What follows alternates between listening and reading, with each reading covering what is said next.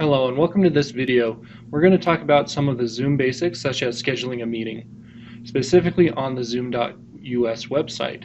Now note that there are other ways that you can schedule a meeting for Zoom, but in this video we're just going to focus on the website piece. So you'll want to go to zoom.us and sign into your account. Once you're on this page, you can click on the Meetings tab and be brought to the Meetings page. And I'm going to click on this blue Schedule a Meeting button. Now, once this loads, we have a couple different options that we can do, and I'll briefly talk about the essentials. So first and foremost, we want to give it a name. So you want to be a topic that's definitely human readable and is contextualized of what that meeting is going to be about. You can do that in the topic, and then if you needed to add more description about what that meeting is going to be about, you can add that here in the description box. Now, essentially, you want to set up the meeting. So Zoom gives you the option to just set up a meeting for a specific day. You could make that for specific days and make it reoccurring, or you could just make it an open meeting that's reoccurring at no fixed time. So based on those settings, you can pick a day that you want this meeting to start, and then you can also set when that time is. Note you can set a duration for how long that meeting is. Now note that as a meeting host, you can start the meeting as soon as you'd like. So even though I've set this out to me maybe a week in advance, I could still use that meeting link now and have people join. Most of the information is just to help you if you wanted to create a Google Calendar invite. Essentially, you're providing Zoom the information they need to create that event for your Google Calendar. So note that you can set a duration, time zone. If this was a meeting we wanted to happen periodically, we could change it to a recurring meeting and then look at the reoccurrence. Notice that we have daily, weekly, and monthly that we can change that to if we want it to be on a specific series of days and times. If you just wanted an open meeting at no fixed time, you can select the fourth option here, and it completely removes everything else because this meeting is just a standing meeting that's always open. I'll briefly touch on security. So by default, we have set it up that every meeting by default will have a passcode. Now this passcode isn't required. I could uncheck that and create the meeting, but we highly recommend for security to make sure that not anyone can just bombard your meeting, that you have that passcode and only share it with the participants that you want to associate with that meeting.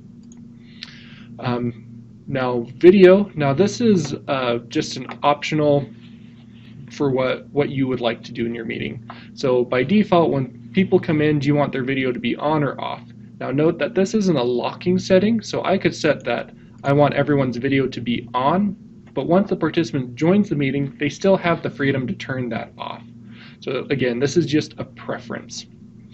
Now you've got the audio setting, so it gives you telephone, computer audio, or both, and I tend to lean to allow both use, so that way if you've got participants who can't hop on a computer, they can still dial in on their telephone and be able to listen in on the meeting. So that's my recommendation, is to use both.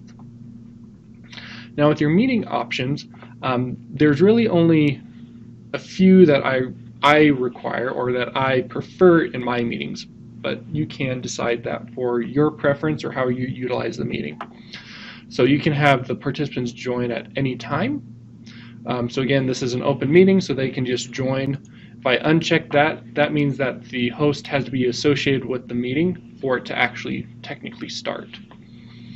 We can mute participants upon entry, so that's going to help with feedback. Their mic will just be off initially, and then when they need to use it, they can turn it on.